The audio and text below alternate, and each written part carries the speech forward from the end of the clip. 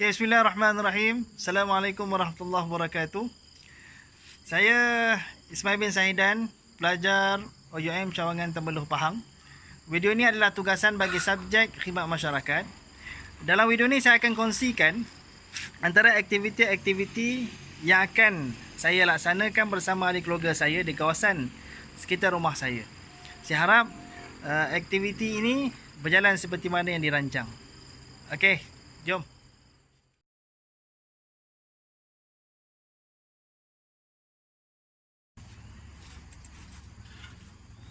Assalamualaikum warahmatullahi wabarakatuh. Sekarang ni ini aktiviti kali yang pertama untuk aktiviti khidmat masyarakat. Untuk aktiviti pertama ni kami akan kemas kawasan ni. Sebab barang agak bersepah dan banyak sangat barang kat sini tu kita akan keluarkan dan kita akan masuk balik. Saya akan buat dengan isteri saya dan anak cucu saya. Jom. Jalan.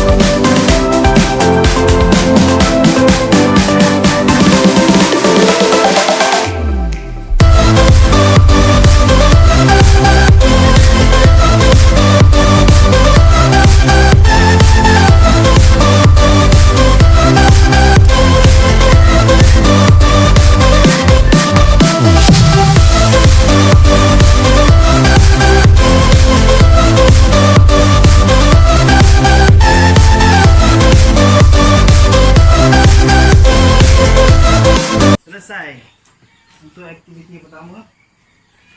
Ini hasilnya selepas dah keluarkan semua barang yang tak diperlukan.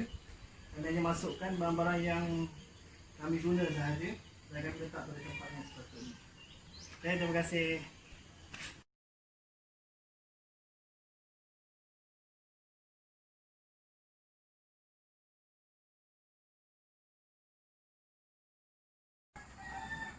Aktiviti seterusnya ialah membersihkan Kawasan ini. Okey, jom.